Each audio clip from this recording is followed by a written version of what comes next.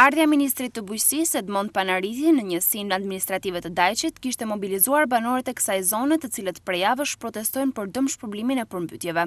Ata i kërkuan përfaqësuesit e kabinetit qeveritar llogari për paratë që u takojnë, ndërsa vlerësuan se dëmet e shkaktuara i kanë shkatruar ekonomikisht. Ne kërkojmë damin ton dhe asgjë tjetër. Dami na ka vlerësuar ligji dhe nëpërmjet këtij dami si kalon ky popull vjen vetëm nga përfitimi i energjisë elektrike e Keshit. Prandaj kjo është gjithçka e ligjshme dhe nuk ka pse të ikum na të vërtetës. Nëse do na jetojmë këtë vend, na animoni si qeveri të bashkëjetojmë bashkë të gjithë. Këto janë premtimet e një shteti serioz dhe për një lloj derisa janë kryer këto premtime, do shikojnë të gjitha mundësitë që ne të përmbajmë. Siç thash, po fillojmë gradualisht me çështjet e dëmshpërblime, por kjo nuk është zgjidhje, për arsye sepse në rast se ne fondet nuk i investojmë në infrastrukturë, ti përsëri do përmbytesh dhe përsëri do paraqitesh faturën.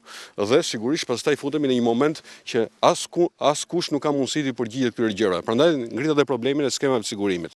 Edhe qytetarja e parë e Shkodrës shfrytëzoi këtë takim për të shprehur shqetësimin për fondet e papërfillshme të akorduara për këtë bashki, si dhe politikat që po ndiqen për bujqësinë. Në Shkodër, ndoshta prej më se 2 vitesh nuk është investuar në argjinatura, ose kanë qenë aq papërfillshme sa mbërrim sot në situata që duhet të gjejmë fonde për emergjencë.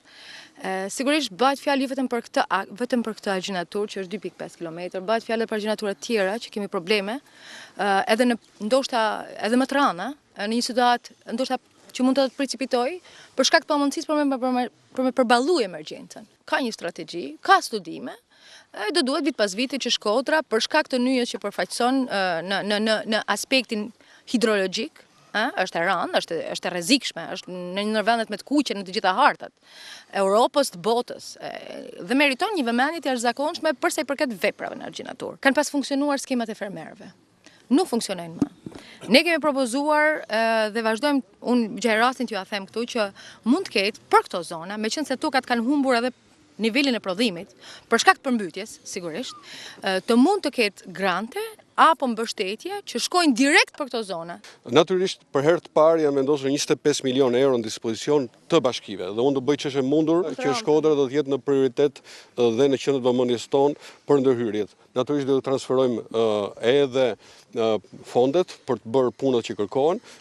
Kemi hapur procedurat për blerjen e 70 ekskavatorëve të ri që do t'ja u kalojmë juve dhe unë personalisht angazhohem që Shkodra do të ketë një flotë ekskavatorësh që do t'i lejoj bashkisë juve, se ju do t'i bëni këto punime që kanalet e 2 dhe 3 të mbahen të hapura në mënyrë që uji të rrihet. Për sa i përket skemave, jam plotësisht dakord me ju që ne duhet të rrisim për krajen, për bujqësinë, për fermerin. Sigurisht fondet e subvencioneve shtetërore janë ato që janë bërë tashmë publike dhe transparente, por një mekanizëm i ri po vihet në lëvizje që është kredit me interesa të ulta dhe pa interes. Ne kemi marrë nismën tashmë kombëtare të identifikimit të regjistrimit të prodhuesve si mekanizëm edhe të përfitimit që ju thatë nga fondet e Bashkimit Evropian dhe nga fondet e subvencioneve shtetërore. Dhe duhet të regjistrojmë toka, duhet të regjistrojmë bizneset, duhet të regjistrojmë fermerët, të cilët të regjistrohen dhe nuk janë absolutisht subjekti i tatimeve, pra janë të shliruar nga barat fiskale. Të shpënajiku në zanësit për i shkollet, kjo se i këthem të në orë politik. Orën e parë me ba punë, orën e dytë politik. Ne i këthem të në punë politik. Ne të tullë në të punë, mos të këthem politik, ministri karë për i këtë punë. Ne do në i mështetje për i ministrit që me ba një projekt 5 majt e mi më projekt të në këtë zonë. E dyta do në për i ministrit me mështet që këta të marajon, me mështet që i të njësë me ma lekt, tjetë gjanë nuk ba mua betna. Disa herë banorët e Nën Shkodrës kanë protestuar për dëmshpërblimin e dëmeve të shkaktuara nga përmbytjet e 2010-2011.